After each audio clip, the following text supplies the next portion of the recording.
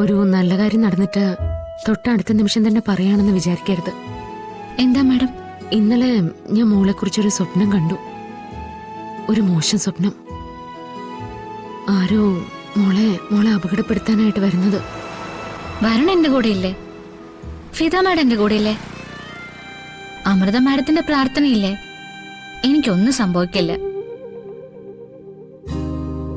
Madam, എന്തായാലും രാധിക ഒരു famous ഗായികയായിട്ട് മാറുമ്പോ എവിടെയെങ്കിലും പോണമെങ്കിൽ ബൗൺസേഴ്സ് ഒക്കെ കൂടെ വേണമല്ലോ. തൽക്കാലം അതിനി ആരും വെക്കാനായിട്ട് ഞാൻ ഉദ്ദേശിച്ചിട്ടില്ല. ഞാൻ കൂടെ ഉണ്ടല്ലോ മാഡം, ആ ഒരു അംഗരക്ഷകനായിട്ട്. ഒന്ന് പോയേ,